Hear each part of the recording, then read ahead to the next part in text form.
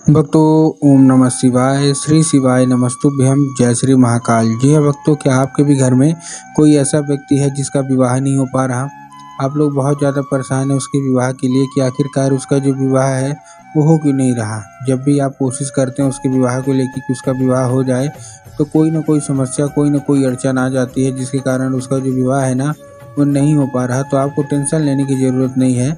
आज मैं आपके लिए बहुत अच्छा उपाय लेके आया हूँ। अगर आपने आज के ये उपाय ध्यान से सुन के अच्छे से कर लिया ना, अवश्य रूप से मनोकामना पूरी होगी ही होगी और उस व्यक्ति का पूरा जो है मतलब विवाह जो नहीं हो पा रहा, अवश्य रूप से उसका जो विवाह है ना वो भी अच्छे तरीके से होगा ही होगा।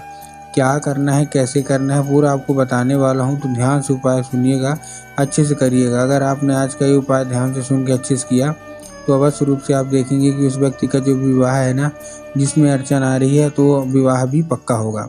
देखिए, पूज्य गुरुदेव की जो कथा होती है ना, जैसे कि आपको पता होगा कि पूज्य गुरुदेव की कथा में लाखों की भीड़ आती है। कैसे आती है? पूज्य गुरुदेव की कथा में लाखों की भीड़ आती है।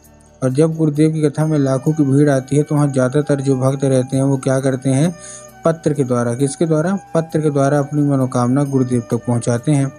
तो अभी गुरुदेव की कथा चल रही थी, आज से मतलब 5-6 महीना पहले की बात है। गुरुदेव की कथा चल रही थी और गुरुदेव की कथा में लाखों की भीड़ आई। अब जब गुरुदेव की कथा में लाखों की भीड़ आई तो वहाँ ज़्यादातर जो भक्त थे ना उन्होंने क्या किया, पत्र के द्वारा अपनी मनोकामना गुरुदेव तक पहुँचाई।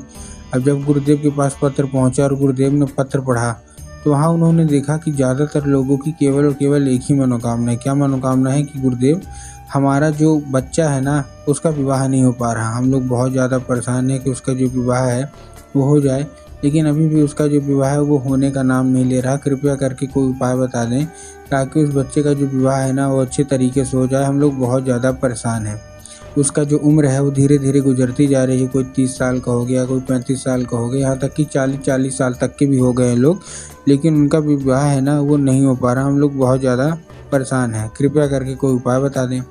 अब जब गुरुदेव ने देखा तब गुरुदेव ने 2 से 3 उपाय बताया और कहा केवल और केवल ये उपाय कर लेना, तुम्हारे घर का जो भी सदस्य है जिसका भी विवाह नहीं हो पा रहा ना, अवश्य रूप से उसका जो विवाह है वो होगा ही होगा। क्या करना है, कैसे करना है, ध्यान से सुनिएगा। जब गुरुदेव ने उपाय बताया तो लोगों ने जा जाके इस उपाय को घर में करना शुरू कर दिया। अब जैसे ही लोगों ने जा जाके इस उपाय को घर में करना शुरू कर दिया, वही लोग गुरुदेव की कथा में 1 से 1.5 महीने के बाद वापस आए।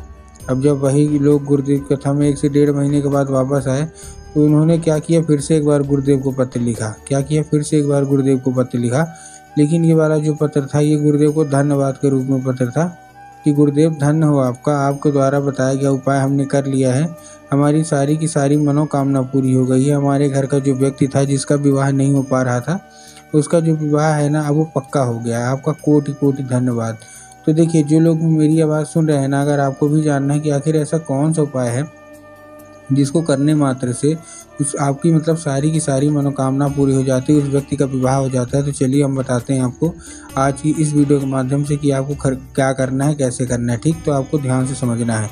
लेकिन उससे पहले चैनल पे अगर पहली बार आए हैं और आवाज़ मेरी पहली बार सुन रहे हैं तो वीडियो कर दें लाइक और चैनल को कर लें सब्सक्राइब, ताकि पूजनीय पंडित प्रदीप जी मिश्रा के रोज़ नए नए उपाय जो कि मैं उनकी कथा से सुनता हूँ, श्रवण करता हूँ, सबसे पहले मैं आपको प्राप्त करा सकूं। तो देखिए, जो हमारा पहला उपाय है उस उपाय को आपको करना क्या है। जो हमारा सबसे पहला उपाय है उस उपाय में आपको करना क्या है, 3 काली मिर्च लेना है और 3 काली मिर्च के साथ साथ आपको और क्या चाहिए, आपको चाहिए 1 धतूरा।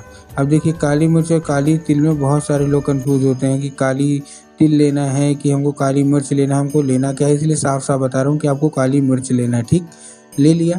लेने के बाद आपको करना क्या है, जैसे आपने लिया उसको लेने के बाद आपको केवल और केवल एक काम करने हैं, क्या, पहुंच जाना है सीधा सीधा शिव मंदिर। आप शिव मंदिर पहुंच गए। शिव मंदिर पहुंचने के बाद आपको करना क्या है, जैसे आप शिव मंदिर पहुंचे, शिव मंदिर पहुंचने के बाद आपको दक्षिण दिशा में खड़े होना है और दक्षिण दिशा में खड़े होने के साथ साथ आपको क्या करना है, जैसे आप दक्षिण दिशा में खड़े हो गए अपना चेहरा जो है उत्तर की ओर कर लीजिए।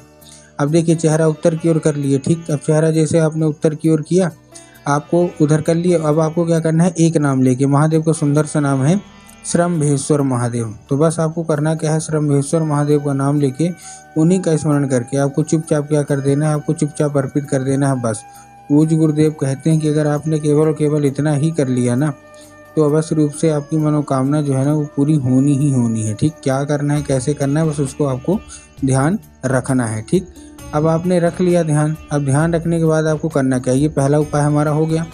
अब पहला उपाय आपने कर लिया, अब हम चलते हैं अपने दूसरे उपाय की ओर। इस उपाय में आपको क्या चाहिए, 11 लाल फूल चाहिए। क्या चाहिए, 11 लाल फूल। ठीक, 11 लाल फूल ले लिया। अब 11 लाल फूल में आपको थोड़ा बहुत ध्यान क्या देना है, 11 लाल फूल में आपको सबसे पहले तो जो फूल है कहीं से भी कटा फटा नहीं होना चाहिए, सबसे पहली चीज़। दूसरा जो चीज़ है वो एक किस्म का फूल होना चाहिए। अगर आप गुलाब का ले रहे हैं तो केवल गुलाब के लीजिए। अगर आप गुड़हल के ले रहे हैं तो केवल गुड़हल के लीजिए। ऐसा नहीं करना कि 2 फूल किसी और के ले लिए, 3 फूल किसी और के ले लिए, ऐसा आपको नहीं करना है। ठीक, ले लिया फूल।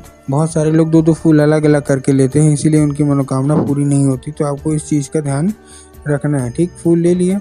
लेने के बाद पहुंच जाइए कहाँ, सीधा शिव मंदिर। अब जैसे शिव मंदिर पहुंच रहे हैं, आपके दिमाग में क्या होगा कि जाएंगे, और जाने के बाद हम क्या करेंगे, जैसे हम जाएंगे, जाने के बाद हम बाबा भोलेनाथ के ऊपर अर्पित कर देंगे, जो कि गलत है। आपको बाबा भोलेनाथ के ऊपर अर्पित नहीं करना। आपको कहाँ अर्पित करना है, आपको माता सुख सुंदरी के ऊपर अर्पित करना है। अब देखिए, जिसको पता है कि माता सुख सुंदरी की जगह कहाँ होती है उनका तो ठीक, लेकिन बहुत सारे ऐसे लोग हैं जिनको यही नहीं पता जिसकी माता सुख सुंदरी की जगह कहाँ होती है।